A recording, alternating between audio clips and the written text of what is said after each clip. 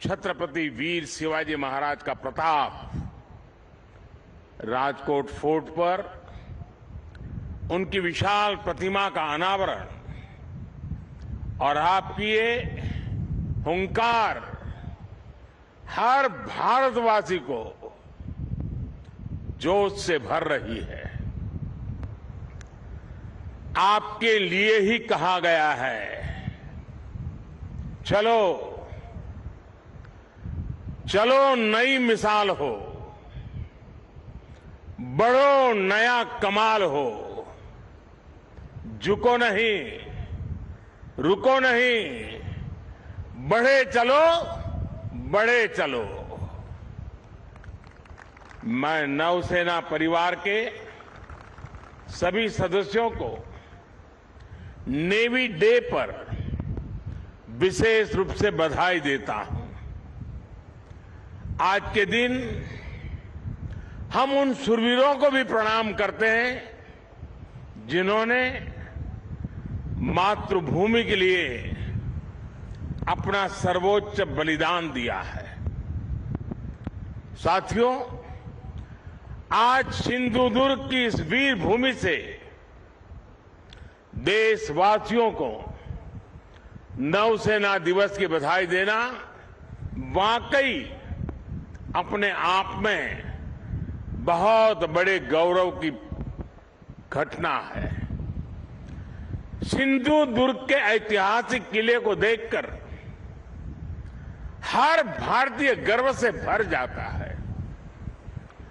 छत्रपति वीर शिवाजी महाराज जानते थे कि किसी भी देश के लिए समुद्री सामर्थ्य कितना जरूरी होता है।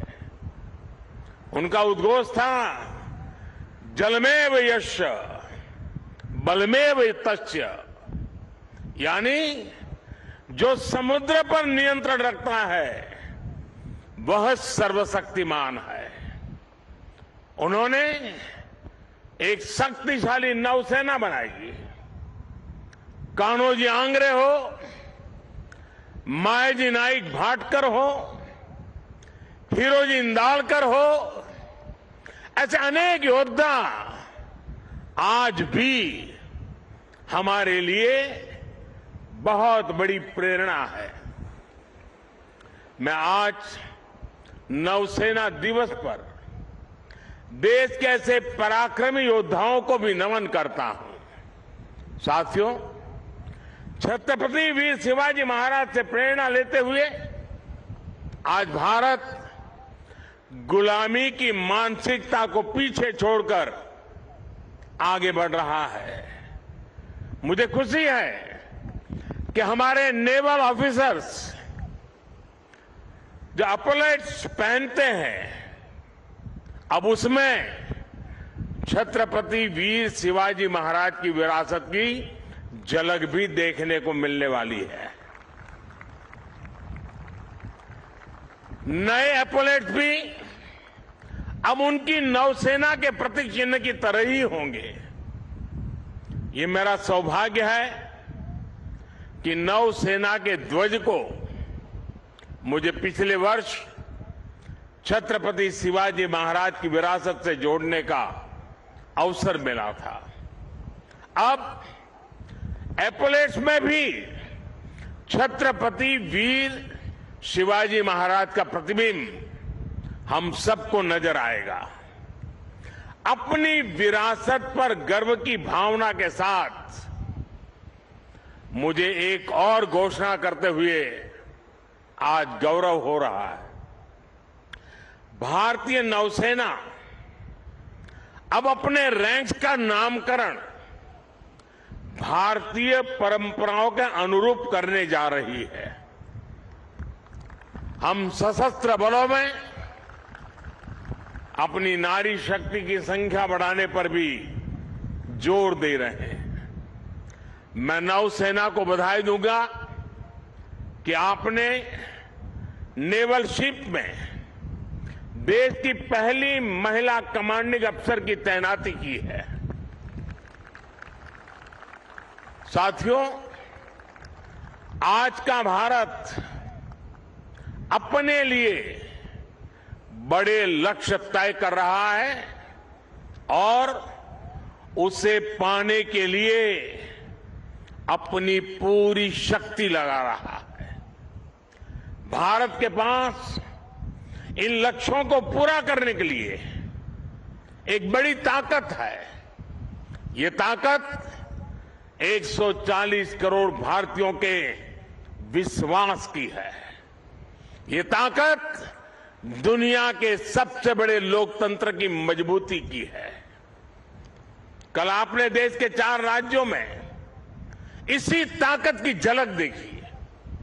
देश ने देखा जब लोगों के संकल्प जुड़ते हैं, जब लोगों की भावनाएं जुड़ती हैं, जब लोगों की आकांक्षाएं जुड़ती है, तो कितने सकारात्मक परिणाम सामने आते हैं।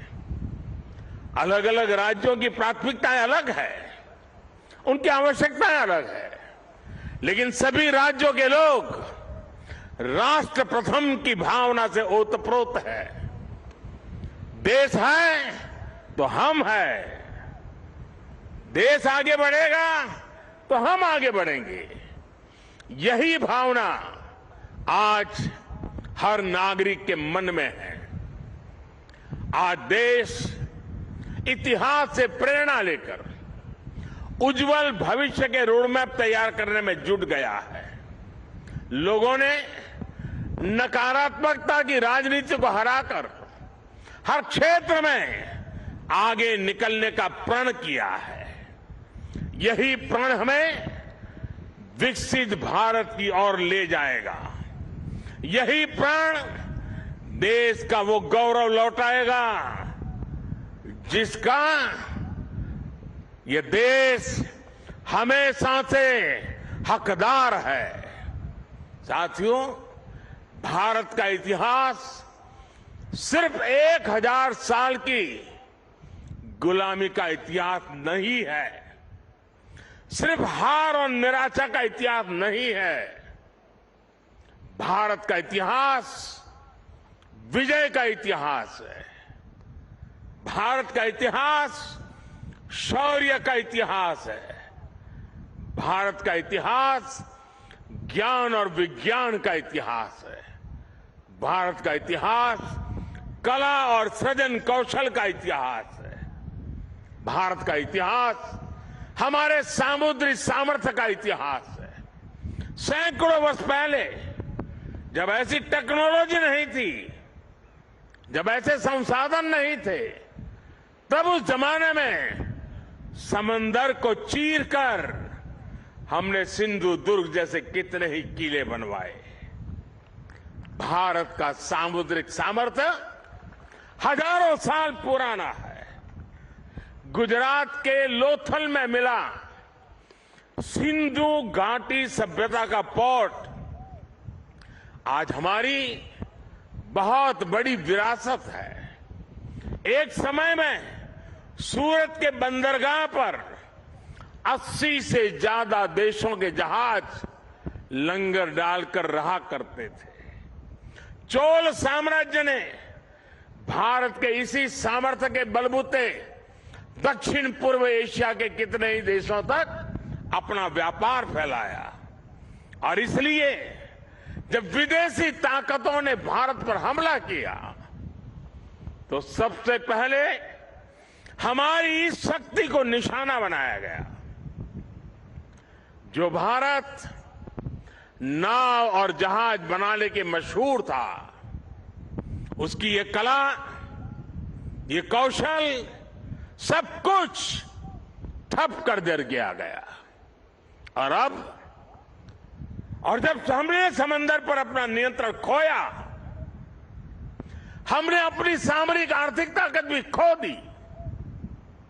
इसलिए आज जब भारत विकसित होने के लक्ष्य पर चल रहा है, तो हमें अपने इस खोए हुए गौरव को फिर से पाकर के ही रहना है। इसलिए ही आज हमारी सरकार भी इससे जुड़े हर क्षेत्र पर फोकस करते हुए काम कर रही है। आज भारत ब्लू इकोनॉमी को अभूतपूर्व प्रोत्साहन दे रहा है। आज भारत सागर माला के तहत पोर्ट लेड डेवलपमेंट में जुटा है। आज भारत मैरीटाइम विजन के तहत अपने सागरों के पूरे सामर्थ्य का इस्तेमाल करने की ओर तेज गति से बढ़ रहा है। मर्चेंट शिपिंग को बढ़ावा देने के लिए भी सरकार ने नए नियम बनाए हैं। सरकार के प्रयासों से बीते 9 वर्षों में भारत में सी फेरर्स की संख्या में 140% से ज्यादा बढ़ोतरी हुई है। मेरे साथियों, ये भारत के इतिहास का वो कालखंड है जो सिर्फ 5-10 साल का नहीं बल्कि आने वाली सदियों का भविष्य लिखने वाला है। 10 वर्ष से भी कम के कालखंड में भारत दुनिया में 10वें नंबर की आर्थिक ताकत से बढ़कर 5वें नंबर पर पहुंच गया है और अब बहुत तेजी से 3रे नंबर की आर्थिक महाशक्ति बनने की तरफ आज भारत अग्रसर है। आज देश विश्वास और आत्मविश्वास से भरा हुआ है। आज दुनिया को भारत में विश्व मित्र का उदय होता दिख रहा है। आज स्पेस हो या फिर समंदर, हर जगह दुनिया को भारत का सामर्थ्य दिख रहा है। आज पूरी दुनिया Bharat, middle east, Europe economic corridor की चर्चा कर रही है। जिस स्पाइस रूट को अतीत में हमने खो दिया था, वो अब फिर से भारत की समृद्धि का सशक्त आधार बनने जा रहा है। आज मेड इन इंडिया की चर्चा पूरी दुनिया में हो रही है। तेजस विमान हो या किसान ड्रोन, यूपीआई सिस्टम हो या फिर चंद्रयान 3, हर जगह, हर सेक्टर में मेड इन इंडिया की धूम है। आज हमारी सेनाओं की अधिकतर जरूरतें मेड इन इंडिया अस्त्र शस्त्र से ही पूरी की जा रही है। देश में पहली बार ट्रांसपोर्ट एयरक्राफ्ट का निर्माण शुरू हो रहा है। पिछले साल ही मैंने कोची में स्वदेशी एयरक्राफ्ट कैरियर आईएनएस विक्रांत को नौसेना में कमीशन किया था। INS Vikrant make in India, आत्मनिर्भर भारत का एक सशक्त उदाहरण है। आज भारत दुनिया के कुछ गिने चुने देशों में है जिसके पास ऐसा सामर्थ्य है। साथियों, बीते वर्षों में हमने पहले की सरकारों की एक और पुरानी सोच को बदला है। पहले की सरकारें हमारे सीमावर्ती और समुद्र किनारे बसे गांवों को, इलाकों को अंतिम गांव मानती थी। हमारे रक्षा मंत्री जी ने अभी उसका उल्लेख भी किया। इस सोच के कारण हमारे तटीय क्षेत्र भी विकास से वंचित रहे। यहां मूल सुविधाओं का अभाव रहा। आज समंदर किनारे बसे हर परिवार के जीवन को बेहतर बनाना केंद्र सरकार की प्राथमिकता है। यह हमारी सरकार है जिसने 2019 में पहली बार फिशरीज सेक्टर के लिए अलग मंत्रालय बनाया। हमने फिशरीज सेक्टर में लगभग 40,000 करोड़ का निवेश किया है। इस वजह से 2014 के बाद से भारत में मछली उत्पादन 80% से ज्यादा बढ़ा है। भारत से मछली का एक्सपोर्ट भी 110% से ज्यादा बढ़ा है। अपने मछुआरों की मदद करने के लिए सरकार हर संभव कोशिश कर रही है। हमारी सरकार ने मछुआरों के लिए बीमा कवर 2 लाख से बढ़ाकर 5 लाख किया है। देश में पहली बार मछुआरों को किसान क्रेडिट कार्ड का भी लाभ मिला है। सरकार फिशरीज सेक्टर में वैल्यू चेन डेवलपमेंट पर भी काफी जोर दे रही है। आज सागरमाला योजना से पूरे समुद्र किनारे में आधुनिक कनेक्टिविटी पर बल दिया जा रहा है। इस पर लाखों करोड़ रुपए खर्च किए जा रहे हैं ताकि समुद्री किनारों में नए उद्योग लगे, नए बिजनेस आए। मछली हो, दूसरा सी फूड हो, इसकी पूरी दुनिया में बहुत अधिक डिमांड है। इसलिए हम सी फूड प्रोसेसिंग से जुड़ी इंडस्ट्री पर बल दे रहे हैं ताकि मछुआरों की आय बढ़ाई जाए।